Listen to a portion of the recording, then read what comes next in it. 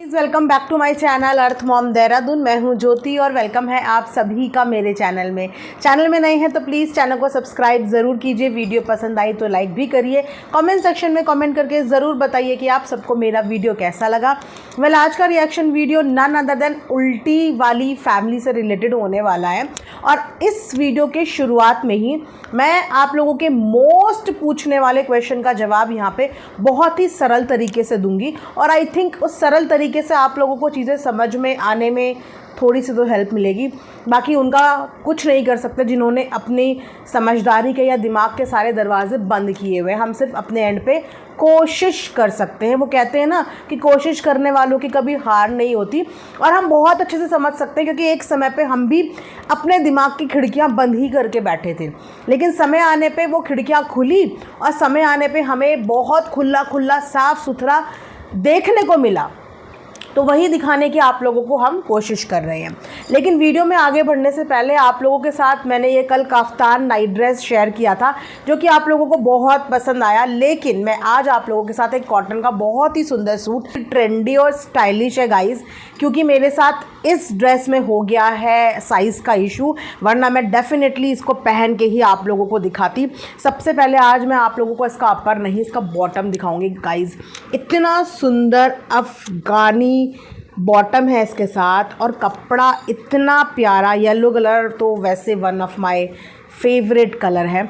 इतना प्यारा प्रिंट भी है और ये है गाइस इसका कुर्ता, शॉर्ट कुर्ता पैटर्न में। आपको ये कॉलर नेक के साथ फ्रंट में इस तरीके से इसके बटन है और ये है बिल्कुल फुल लेंथ स्लीव्स आपके खुले डुल्ले और ये है इसका यू शेप में नीचे का पैटर्न। ये इसका फुल लेंथ फ़ोटो है। मतलब इतना प्यारा सूट है, बस मेरे साथ साइज़ का इशू हो गया, लेकिन आप लोगों को बोलूँगी कि मस्ट बाय क्योंकि बहुत बहुत बहुत रीज़नेबल रेट पे ये है। लिंक आपको मेरी वीडियो के इसी वीडियो के कमेंट सेक्शन में मैं दे दूंगी, साथ में इस काफ्तान नाइट ड्रेस का भी लिंक दे दूंगी। दोनों में से आपको जो भी बाय करना हो आप कर लेना। अगर आप लोगों को कमेंट सेक्शन में नहीं मिलता है तो एक बार चैनल का कम्युनिटी पोस्ट चेक कर लेना, मैं वहाँ पे भी फ़ोटो के साथ लिंक डाल दूँगी, तो वहाँ से भी आपको लिंक लेने में आसानी हो जाएगी। इसी के साथ बढ़ते हैं वीडियो में आगे। आप में से बहुत सारे लोगों ने अपनी अपनी आप बीती कमेंट सेक्शन में बताई है अबाउट चक्कर आना, अबाउट हाई बीपी, और आई कम्प्लीटली अग्री क्योंकि आप सब लोगों ने अपनी आप बीती बताई है, जेन्युइनली आप बीती बताई है। तो आप लोगों की आप बीती को ना मैं डिनाई करूँगी, ना मैं इसके लिए आर्ग्यूमेंट करूँगी। मैं बिल्कुल आप सबकी भावनाएं, इमोशंस और इस हाई बीपी की इमरजेंसी को भी बहुत अच्छे से समझती हूँ कि 180 और 180 अबव हाई बीपी कितना ज़्यादा क्रिटिकल और डेंजरस हो सकता है। चक्कर आना कितना क्रिटिकल और कितना डेंजरस हो सकता है मैं बहुत अच्छे से जानती और समझती भी हूँ और आप सबके इमोशंस के साथ मेरी सिंपैथी भी है। लेकिन एक ऐसी ड्रामेटिक फैमिली के साथ मेरी सिंपैथी ज़ीरो है। मैं बद्दुआएं नहीं दूंगी क्योंकि मैं अपने आप को इतनी काबिल समझती ही नहीं। भगवान के बनाए हुए हम इंसान हैं, हमारे अंदर इतनी पावर नहीं है कि हम किसी को बद्दुआएं दे पाए। मैं अपने आप को नहीं समझती, लेकिन मैं दुआ भी और सिंपैथी भी नहीं दूंगी क्योंकि ये मेरे अपने खुद के पर्सनल इमोशंस हैं। जो इमोशंस मैं ऐसे ऐरे गहरे नत्थु खैरों पे बिल्कुल वेस्ट नहीं करूंगी जिन्होंने टाइम पे इंसानियत को शर्मिंदा किया है। इंसानियत को बेसिकली क्या होता है, आप लोग अपना दर्द बांट रहे हो, आप लोगों का दर्द सुन के मुझे बुरा लग रहा है, मुझे दर्द हो रहा है, तो मैं यहाँ से आप लोगों को विशेस दूंगी, ठीक है? क्योंकि आप लोगों ने शायद कभी किसी का दिल इस हद तक नहीं दुखाया होगा, क्योंकि शायद आप लोगों ने कभी किसी का मजाक नहीं बनाया होगा, या क्योंकि आप लोगों ने शायद कभी किसी को ऐस करने तक मजबूर नहीं किया होगा। वो आप लोग हैं, लेकिन आप अपने दुख का कंपैरिजन, अपने अपनों का कंपैरिजन ऐसी फैमिली के साथ कभी भी मत करें, क्योंकि जब अपने बीमार होते हैं ना, उनका 180 अबव वीपी होता है, तो वो दे दनादन वीडियो नहीं छापते, वो रेस्ट करते हैं। अगर वो क्रिटिकल होते हैं वो रेस्ट करते हैं, वो अपने टारगेट पूरे करने में नहीं लगे होते हैं, वो 1 लाख रुपए महीना कमाने वाले टारगेट में नहीं लगे होते हैं। वो रिलैक्स करते हैं, बेड रेस्ट करते हैं, आराम करते हैं, और उसके बाद ठीकरा घर के बच्चों पे नहीं फोड़ते कि घर के बच्चों ने डाल दिया, हमें तो कुछ पता ही नहीं। बच्चों ने ही टाइटल डाल दिया, बच्चों ने ही बेटियों की तारीफ के पुल बांध दिए। मतलब बच्चों के अंदर इतना दिमाग आ गया कि इस वीडियो में बेटी की तारीफ करनी है, बेटों को नीचा दिखाना है और इस वीडियो में इसको टारगेट करना है। इतना दिमाग बच्चों में आ गया। मतलब बच्चे भी इस पॉलिटिक्स का हिस्सा बन गए हैं। किस पे फोड़ा गया ठीकरा? बच्चों के ऊपर। आप लोग सच में मान सकते हैं कि ऐसे टाइटल, ऐसे थंबनेल बच्चे लगा सकते हैं? हाँ, तो आप यहाँ से झूठ देखिए। तो इसीलिए अपने निजी इंसिडेंट के साथ इनका इंसिडेंट कंपेयर मत करिए। और ऐसे लोगों के साथ सिंपैथी कैसे और क्यों? शायद आप लोग प्यार में इतने अंधे हैं, लेकिन हम यहीं पे रहते हैं और हम किसी के प्यार में अंधे नहीं हैं। हमारे पास आंखें हैं और बहुत सही समय पे वो आंखें खुल गई हैं। पर आप लोगों की कब खुलेंगी वो भगवान ही जाने। खुलेंगी भी या नहीं खुलेंगी वो भी भगवान ही जाने। मतलब कैसे ऐसे परिवार को सिंपैथी दी जाए जिस परिवार ने आज तक कभी किसी को सिंपैथी नहीं दी। आज तक किसी के घर के छोटे बच्चे नहीं छोड़े, किसी के घर के बुजुर्ग नहीं छोड़े, किसी के घर की बेटियां नहीं छोड़ी। गिनाऊं टिप्स पे आप लोगों को? शायद आप लोगों की मेमोरी बहुत ज़्यादा कमज़ोर हो गई है, लेकिन हम यहाँ पे काम करते करते ना अपनी मेमोरी भी शार्प करके बैठे हैं। मेमोरी भी शार्प करके बैठे हैं। दया उन पे की जाती है जो खुद पहले इंसानियत रखते हों। आज तक गिनाऊं कितनी औरतों का बीपी इनकी वजह से हाई हुआ, कितनी औरतें हॉस्पिटल में बीपी की वजह से एडमिट हुई, और कितनी औरतों के हाथ पे ड्रिप लगी। तब इन लोगों ने क्या रखा था? सिंपैथी रखी थी कि इन लोगों ने कंट्रोवर्सी रखी थी? आप लोगों के सामने एक नया मतलब अभी ज़्यादा दिन भी नहीं बीते, इनकी बेटी बनाई हुई, वो बेटी भी 2 बार हॉस्पिटल हाई बीपी की वजह से एडमिट हुई। उसके हाथ पे भी कैनोला लगा था। क्या किया? मजाक बनाया ना उसकी बीमारी का, क्योंकि वो एक व्लॉगर नहीं थी। उसने उल्टियाँ करते हुए नहीं दिखाया, उसने अपनी हर स्टेप वीडियो में कवर करते हुए नहीं दिखाया। पर हॉस्पिटल तो वो भी एडमिट हुई थी। बीपी का इशू तो उसको भी था, 2 मासूम छोटे बच्चे तो उसके भी थे। इस हद तक दूसरों को हाई बीपी पहुंचाने वाली फैमिली को आज सिंपैथी? रियली? जिस परिवार ने ये ध्यान नहीं रखा कि किसी के ससुर हार्ट पेशेंट हैं, उन्हें ऑलरेडी 1 से 2 बार अटैक आया हुआ है। याद है आप लोगों को? याद है भोपाल वाली दीदी? याद है ना आपको?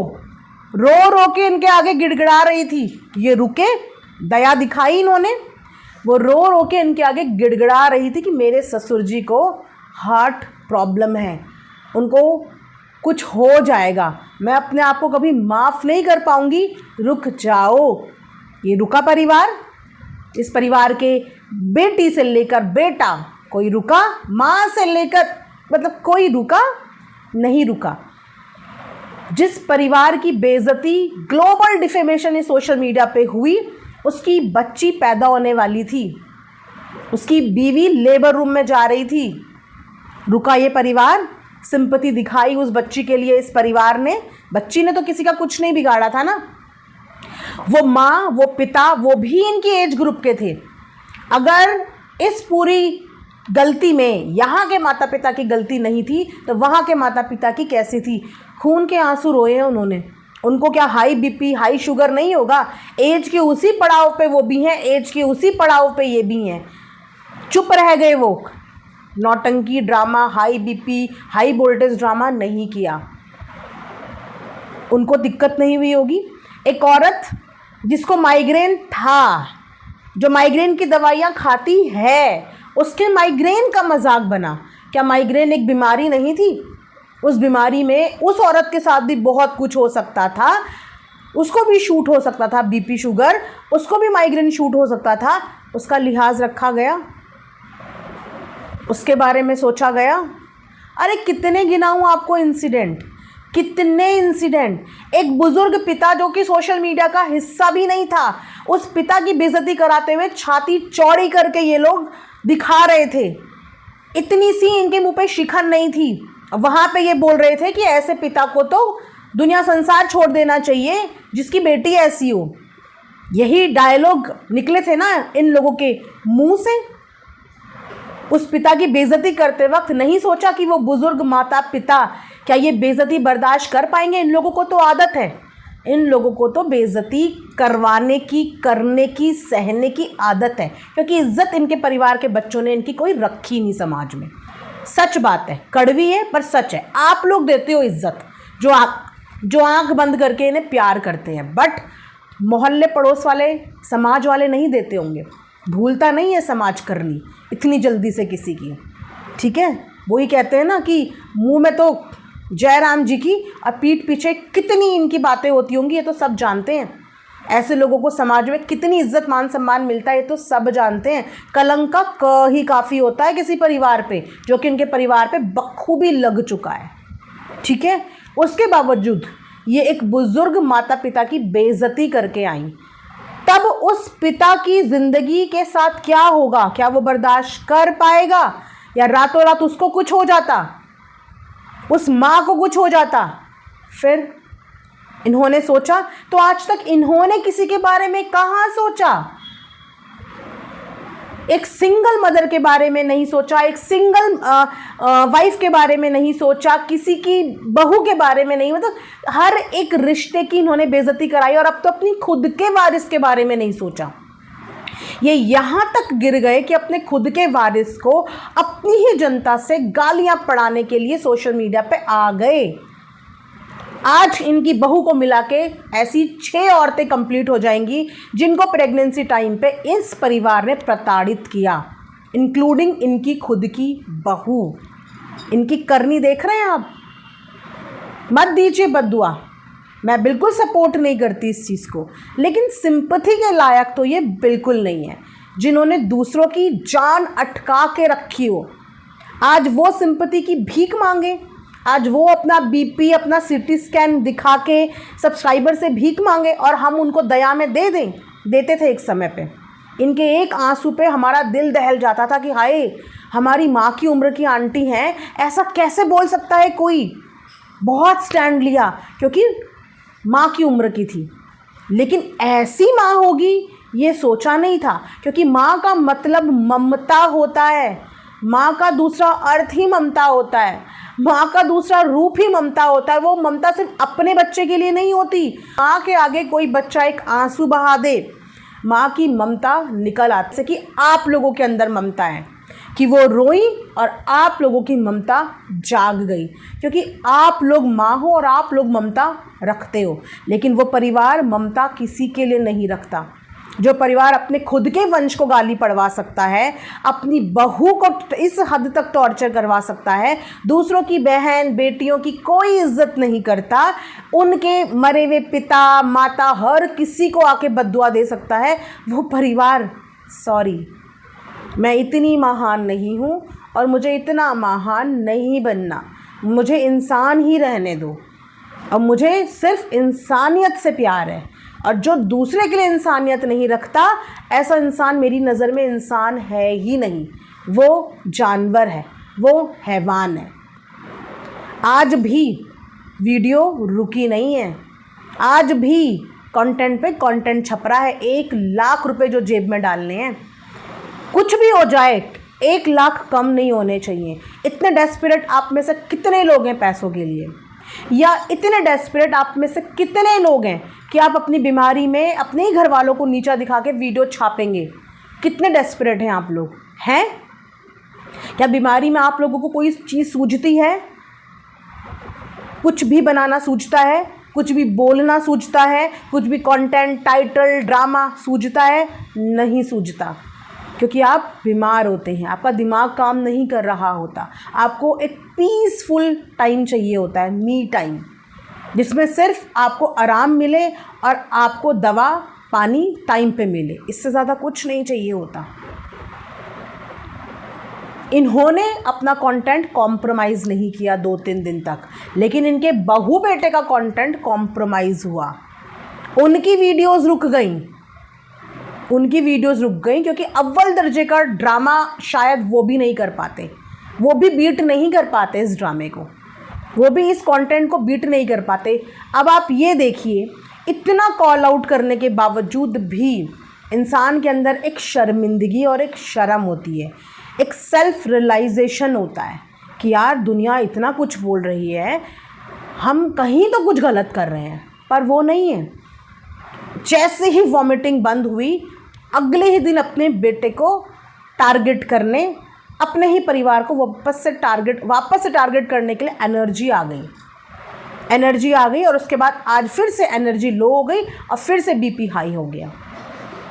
क्या करते हैं आप बीपी हाई में? आप क्या करते हैं? रिलैक्स करते हैं, या फिर झांसी की रानी बनकर आप लोग लड़ने जाते हैं, कंटेंट बनाने जाते हैं, या फिर आप सरकारी अस्पताल के चक्कर काटते हैं, या फिर 1 लाख रुपए कमाने वाली औरत अपना इलाज प्राइवेट में नहीं करा सकती, ओपीडी का पर्चा नहीं बना सकती। कैसे करते हैं आप लोग ट्रीटमेंट? इसी वे में ट्रीटमेंट करते हैं आप जिस तरीके से इनका इलाज चल रहा है। आओ जाओ, फिर आओ फिर जाओ, फिर आओ फिर जाओ। अगर कोई इंसान इतना सीरियस बीमार है कि उसका बीपी 200 क्रॉस कर रहा है, तो डॉक्टर उसी समय उसको मॉनिटरिंग में डाल देता है, मशीनें लगा के मॉनिटरिंग में डाल देता है, एडमिशन हो जाता है उसका। गेस्ट की तरह आना जाना, कंटेंट बनाओ जाओ, नहीं करता वो सरकारी में लाइन लगा के वेट करने की स्थिति में नहीं होता। तो थोड़ा सा चीज़ों को समझो और अपने एक्सपीरियंस इनके साथ मत कनेक्ट करो। आप लोगों के जेन्युइन है, आप लोगों की तकलीफ़ जेन्युइन है, आप लोगों के एक्सपीरियंस जेन्युइन है, लेकिन ना ये लोग जेन्युइन है, ना इन लोगों की इंसानियत जेन्युइन है, ना इन लोगों के इस समय पे जो चीज़ें चल रही हैं वो जेन्युइन है। भरपूर मिलावटी कंटेंट है, मिलावटी।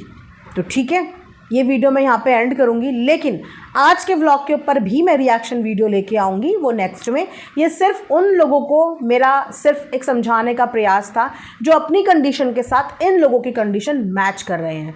ध्यान रखो, आप लोग रियल लोग हो, आप लोग रील लोग नहीं हो।